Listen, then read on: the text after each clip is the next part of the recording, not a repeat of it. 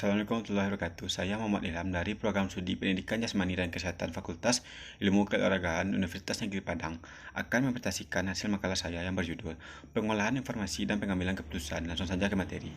Pengertian sistem informasi secara etimologis. Istilah sistem berasal dari bahasa Yunani, yaitu sistema, yang mempunyai arti suatu keseluruhan yang tersusun dari sekian banyak bagian dan hubungan yang berlangsung di antara satuan-satuan atau komponen-komponen secara teratur.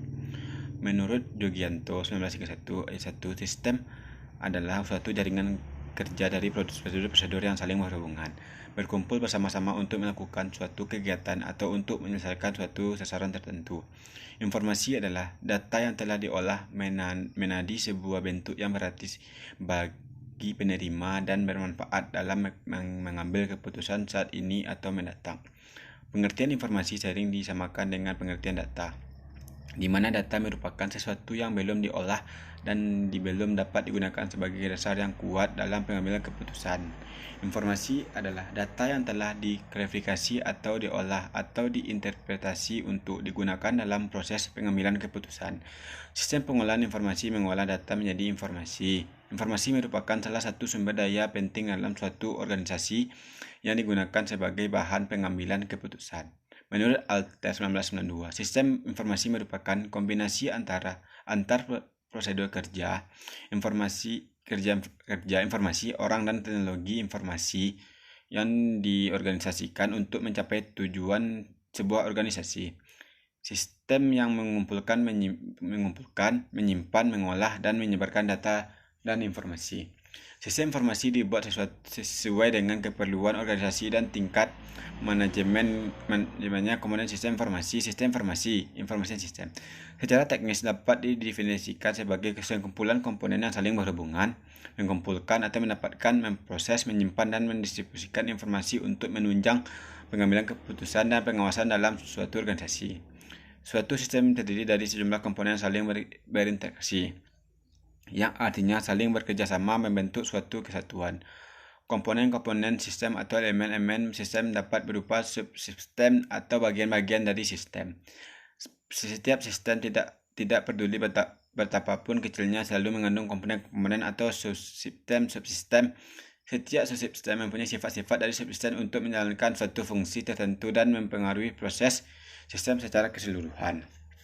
Suatu sistem yang lebih besar disebut dengan suprasistem. Misalnya, suatu perusahaan dapat disebut sebagai suatu sistem, sedang industri yang merupakan sistem yang lebih besar dapat disebutkan dengan suprasistem.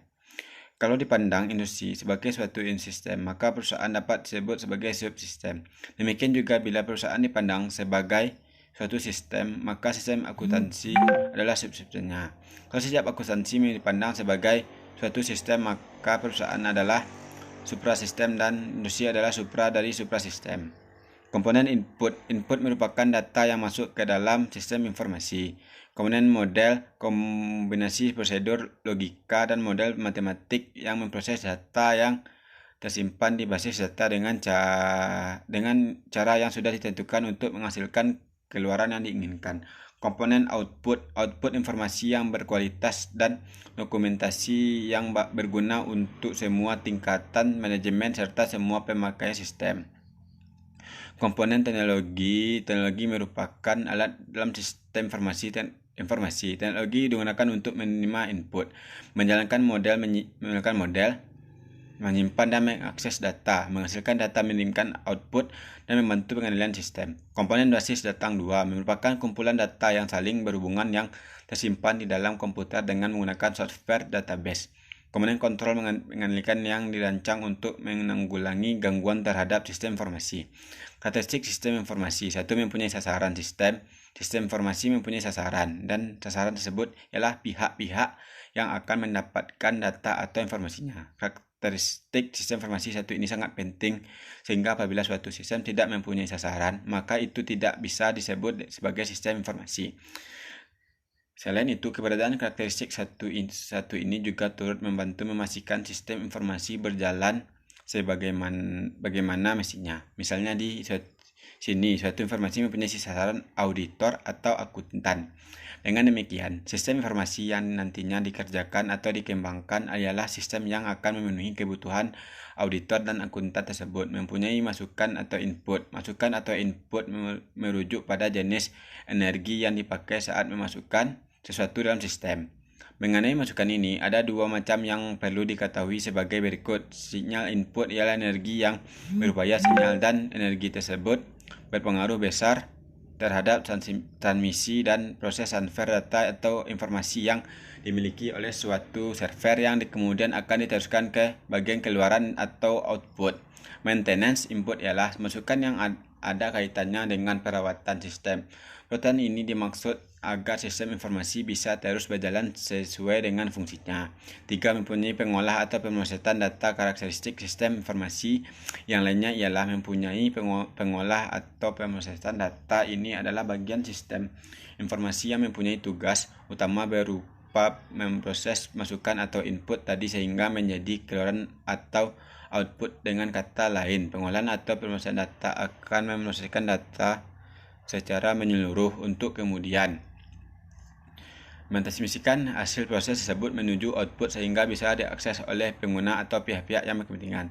3. Mempunyai keluaran atau output. Keluaran atau output ini merujuk pada hasil atau keluaran energi yang diteruskan dari masukan atau input. Hasil yang dimaksud dapat berupa informasi atau data yang muncul di layar, dan fungsinya ialah untuk mempermudah pengguna atau user melihat informasi tersebut. Nantinya informasi ini bisa digunakan baik untuk dirinya sendiri maupun kelompok. Mempunyai interface singkat. Interface ialah membuka kaitan dengan sistem informasi. Interface ini berarti media yang dapat dimanfaatkan untuk menghubungkan suatu sistem atau komponen yang ada dalam sistem. Informasi selayaknya karakteristik yang lainnya juga harus dalam pasalnya. Interface memakai peran yang sangat penting. Adapun peran interface di sini adalah mempermudah pengguna dalam memanfaatkan sistem informasi dengan baik. Mempunyai boundary di sini berarti batasan. Ya, suatu sistem bisa disebut sebagai sistem informasi apabila sistem tersebut juga mempunyai batasan. Batasan itu sendiri dapat didefinisikan sebagai pembatas antara sistem informasi yang satu dengan informasi lainnya. Batasan ini di sini juga sekaligus menunjukkan ruang lingkup sistem informasi. Dengan adanya batasan, maka sistem informasi yang ada tidak akan tumpah tindih satu sama lain. Mempunyai environment. Environment yang maksud di sini ialah seluruh sistem serta lingkungan yang tempatnya ada di luar dari batasan yang telah dijelaskan sebelumnya.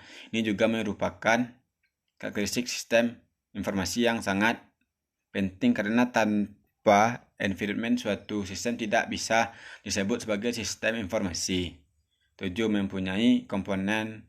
Karakteristik sistem informasi yang tidak kalah penting lainnya ialah mempunyai komponen-komponen yang ada dalam sistem informasi saling berinteraksi suatu sama lain. Karena saling berinteraksi, maka apabila suatu komponen tidak bisa bekerja dengan baik, maka semua sistem informasi juga tidak bisa optimal. Komponen ini bisa disebut juga sebagai sistem informasi. Selain itu, perlu memahami apa itu sistem informasi dan karakteristiknya dengan baik. Perlu dipahami dengan baik juga bahwa sistem informasi ini terdiri atas beberapa jenis, yaitu keuangan, eksekutif, bisnis, geografis, akuntansi, manajemen, dan masih banyak lagi. Masing-masing jenis tersebut juga mempunyai tujuan serta fungsi yang berbeda-beda. Pemrosesan informasi pada manusia. Pemrosesan informasi adalah bagaimana seseorang individu memproses informasi tentang proses memori dan proses berpikir, yaitu dengan menerima, menyimpan, dan kembalinya mengingat suatu informasi. Otak kita merupakan ruang pemrosesan informasi karena otak kita dapat membandingkan informasi. Nah, dalam otak terdapat long term memory system, memori jangka panjang, yang berisi berbagai informasi yang kita terima, dan informasi tersebut bersifat penting atau memiliki kenangan. Sejarah teori pemrosesan informasi pada tahun 1940 dan 1990 terjadi perkembangan yang akhirnya mengubah psikologi eksperimen orang dewasa. Yang pertama, perkembangan pada krisis kepercayaan terhadap teori belajar. Yang kedua terjadi pada tahun 1960, para peneliti mulai meneliti potensi dan sistem pengolahan informasi pada manusia. Psikolog dari Inggris Alan Bedley 1992-2007 mengusulkan konsep working memory yang merupakan semacam meja kerja mental, ketika informasi dimanipulasi dan dikumpulkan untuk membantu membuat keputusan, memecahkan masalah, serta memahami bahasa lisan dan tulisan. Teori Bedley Model of Working Memory berfokus pada peran working dan beberapa sistem yang saling bekerja dan terhubung antara satu sama lain, antaranya Central Executive Visual Spatial, Sketchpad, Phonologic Loop, Episodic Butcher, Long Term Memory. Memori dibagi menjadi 3. Memory implicit, kemampuan kita untuk mengingat sesuatu dalam kondisi tidak sadar, contohnya ketika kita sedang menonton film sinetron. Ketika kita menonton film tersebut secara tidak sadar, kita akan mengingat semua adegan atau kejadian di film tersebut. 2. Memori eksplisit, memori bekerja secara sadar. Ada 2 cara untuk mengenali informasi. Yang pertama yaitu recall, memanggil informasi lama atau baru tersimpan. Yang kedua recognition, mengenali suatu informasi yang pernah dibaca oleh otak. Memori autobiografi, memori untuk peristiwa tertentu yang melibatkan diri, mengenai diri masalah. Sedangkan metamemori merupakan pengetahuan tentang ingatan dan merupakan kasus khusus dari metakognisis. Contohnya, kita sedang menulis sambil mendengarkan ceramah dan menggarisbawahi poin-poin yang penting. Pengambilan keputusan, kita sebagai remaja harus benar-benar bisa mengambil keputusan dengan tepat dan memberikan dampak ke depannya untuk kehidupan kita. Apabila kita mengambil keputusan yang salah dari awal, nantinya pasti kita akan menyesal di hari kemudian. Definisi mengambil keputusan. Kehidupan